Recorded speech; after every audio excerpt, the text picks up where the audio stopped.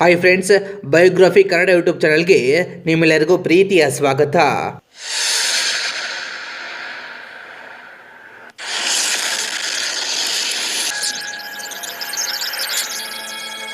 RCB ಇದೊಂದು ಹೆಸರಲ್ಲ, ಇದೊಂದು emotion.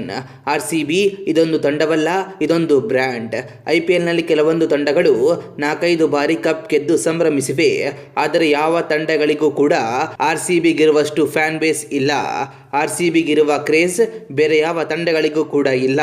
17 ವರ್ಷ, ಬರೋಬ್ಬರಿ 17 ವರ್ಷ ಒಂದೇ ಒಂದು ಬಾರಿ ಕಪ್ ಗೆದ್ದಿಲ್ಲ. ಆದರೂ ಕೂಡ RCBಗೆ ಒಬ್ಬ ಅಭಿಮಾನಿ ಕೂಡ ಕಡಿಮೆಯಾಗಿಲ್ಲ.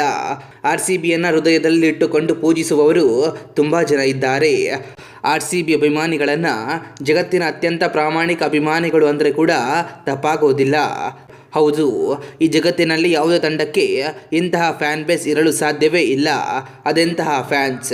RCB ಕಪ್ ಗೆದ್ದಿಲ್ಲ ಅಂದರೂ ಕೂಡ ಈ ಸಲ ಕಪ್ ನಮ್ಮದೇ, ಈ ಸಲ ಕಪ್ ನಮ್ಮದೇ ಎನ್ನುವ ಅಭಿಮಾನಿಗಳು ಎಲ್ಲಿ ಸಿಗ್ತಾರೆ ಹೇಳಿ. ನಿಜ, RCB ಕಪ್ ಗೆದ್ದಿಲ್ಲ ಎನ್ನುವ ಬೇಸರ ನಮಗೂ ಕೂಡ ಇದೆ. ಆದರೆ ಮುಂದಿನ ಸಲ ಅದೇ ಜೋಶ್ನಲ್ಲಿ ಫ್ಯಾನ್ಸ್ ಈ ಸಲ ಕಪ್ ನಮ್ಮದೇ ಅಂತ ಚೇರ್ ಮಾಡ್ತಾರಲ್ವಾ, ಅದು RCB ಸಂಪಾದಿಸಿರುವ ನಿಷ್ಠಾವಂತ ಅಭಿಮಾನಿಗಳೇ ಸಾಕ್ಷಿ.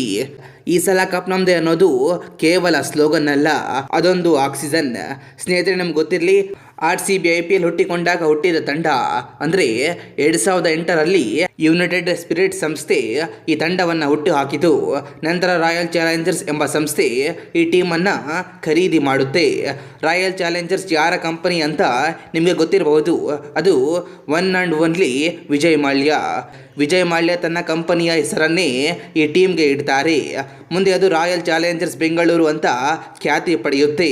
ಇವತ್ತಿಗೂ ಬೆಂಗಳೂರು ತಂಡದ ಮಾಲೀಕ ವಿಜಯ್ ಮಾಲ್ಯ ಅಂತಾನೆ ಕೆಲವರು ಅಂದುಕೊಂಡಿದ್ದಾರೆ.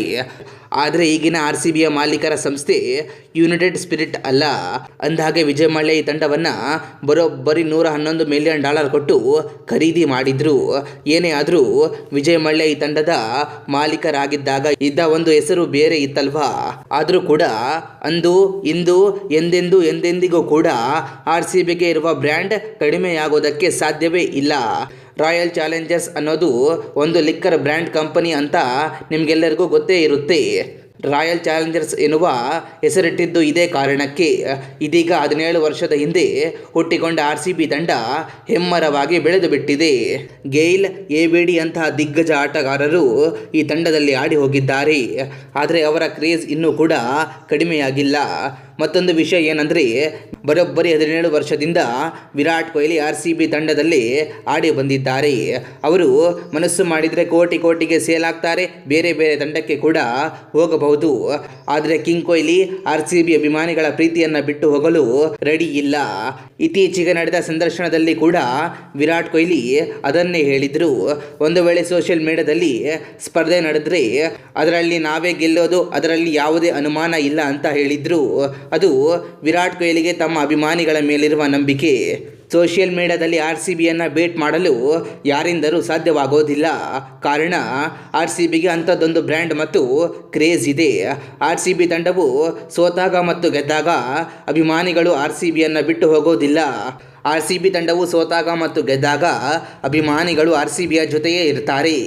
ಜಗತ್ತಿನಲ್ಲಿ ಇಂಥದ್ದೊಂದು ಕ್ರೇಜ್ ಮತ್ತು ಬ್ರ್ಯಾಂಡ್ ಅಭಿಮಾನಿಗಳನ್ನು ಸಂಪಾದಿಸಿರುವ ತಂಡ ಅಂದರೆ ಅದು RCB ಅಂತಾನೆ ಹೇಳಬಹುದು. RCBಗೆ ಕೋಟ್ಯಾಂತರ ಅಭಿಮಾನಿಗಳ ಬಳಗವೇ ಇದೆ. ಮತ್ತೆ ನಾಳೆ RCB KKR ವಿರುದ್ಧ ಮ್ಯಾಚ್ ಗೆಲ್ಲುತ್ತಾ? ಈ ಬಾರಿ RCB ಕಪ್ ಗೆಲ್ಲುತ್ತಾ? ಅದೇ ರೀತಿ ನಿಮ್ಮಲ್ಲಿ ಎಷ್ಟು ಜನ RCB ಅಭಿಮಾನಿಗಳಿದ್ದೀರಿ? ಅದೇ ರೀತಿ RCB ಫಾರ್ ಎವರ್ ಅಂತ ಕಮೆಂಟ್ ಮಾಡಿ.